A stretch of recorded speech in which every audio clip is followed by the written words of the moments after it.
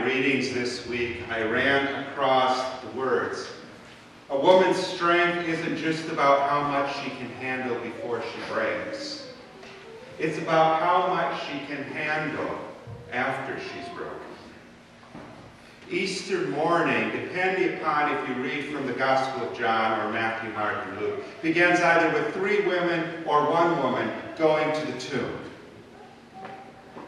They are carrying on in spite of being broken.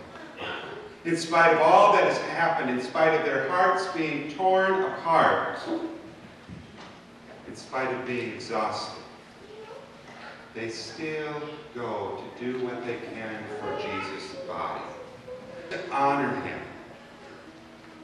And for the most part, Easter dawns first on the women. But Holy Week is a reminder that it wasn't just Jesus who was broken. It was all of those who followed him that were broken. All of us, after the dust settles, have our losses. And maybe it is that you come to this Easter worship service carrying your losses or your wounds. Maybe more wounded than healed, maybe more worried than at peace, nearer despair than hope. If that is the case, rest assured, regardless if you read Matthew, Mark, and Luke about the 3 women going to the tomb, or John about Mary going to the tomb, all the stories have one thing in common.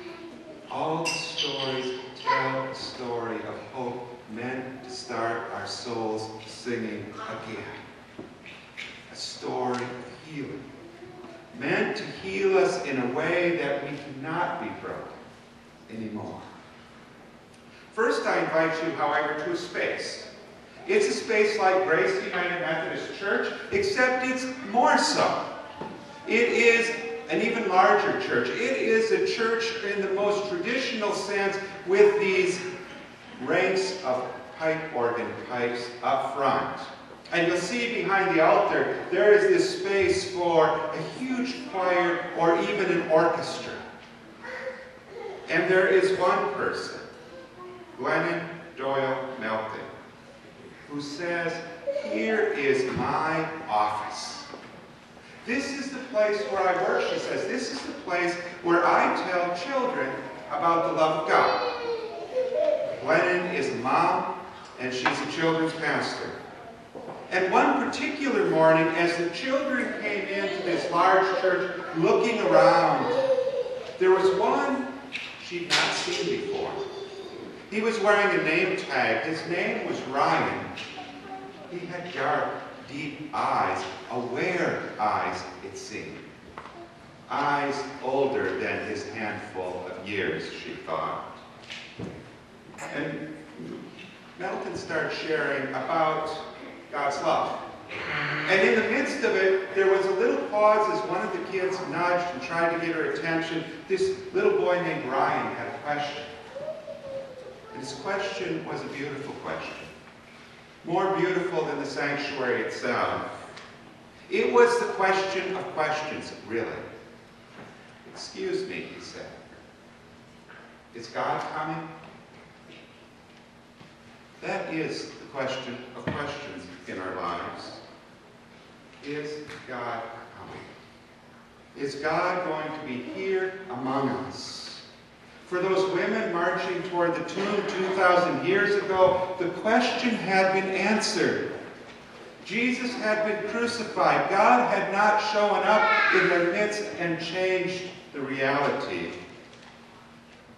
All that remained was their love and their devotion to a man who had given them hope for a time, until their hopes were dashed and their hearts were broken. Melton said to her class, "Ryan has a wonderful question. It's a beautiful question." And she began to answer the question saying, well, sometimes God arrives through other people. And other people become that presence and love of God. She said it's like if mommy was supposed to pick you up after school and daddy shows up. Someone you love showed up and daddy showed up in mom's place and it's all good. Except Ryan had something more to say. He said, my daddy doesn't pick me up. My daddy's in heaven. And there was this pause. Melton began to speak again. She said something to the effect of, well, I imagine God and your daddy are in heaven together. And maybe today God sent us to be family for you. And I feel like God sent you to remind me how precious all children are. And you're a wonderful child with wonderful questions. And it's good you're here. Can you imagine? Can you imagine how grateful Jesus was, before Mary even knew who he was, how grateful Jesus was that someone showed up on that Easter morning in the tomb? That someone still cared. That someone maybe had a glimmer of hope, or at least a bit of duty within them to honor him.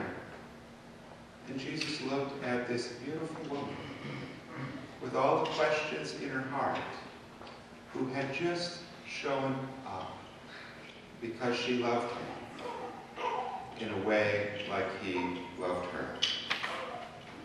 And in the midst of that meeting, Jesus says her name, Mary. Mary. He says her name, and in that moment she recognizes the cadence of his voice, the timbre of his voice, the passion, the understanding with which he speaks her name. And in that moment, she knows it's Jesus. She says, Rabbi, teacher. Christ comes to her in what had been the lowest point in her life and lifts her up. Melton says, that morning with Ryan, suddenly it was like the Spirit pushed me out on a limb, and I felt the need to say more. And she said something like this, Ryan, sometimes I know when God is near because it feels like my heart is being pumped full of air. It feels like my heart's going to come out of my throat almost. It just wells up within me. And those moments it feels so good, and I just know God is there. And I think this heart swelling is the way God appears in our lives. Says Melton, Ryan's face, the face that had been so serious and sad, broke into a smile. And he said, I know what you need. Apparently God had been using the heart swelling method with Ryan too. And Ryan knew what it was already to feel God near. He just hadn't been able to name it and know that that was God near. Today, you're here this Easter morning.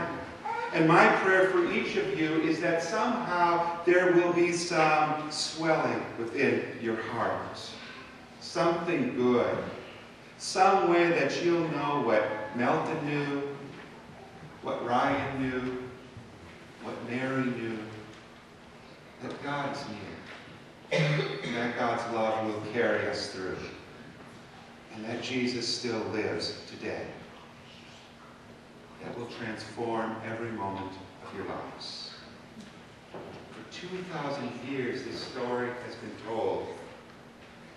The story of Jesus hearing and speaking Mary's name.